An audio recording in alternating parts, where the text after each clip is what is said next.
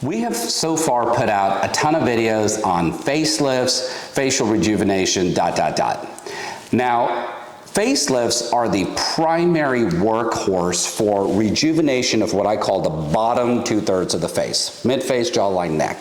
What about the top 1/3? So a lot of patients come in, they say, hey, listen, I've got some saggy eyelids, I've got, maybe some excess lines in this area. What can I do for these things?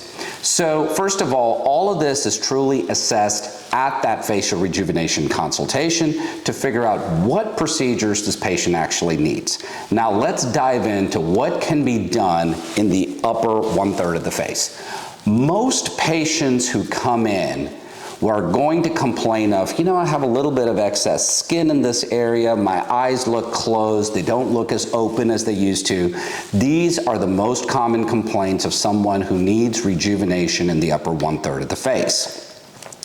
From my perspective, this is how I look at it. I break this down into two categories of patients. One category of patient has brow ptosis, meaning that the brow has actually fallen.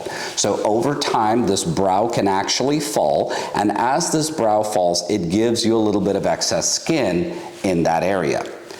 The second category of patient has truly just a little bit of excess skin, maybe some excess fat of the upper eyelid region.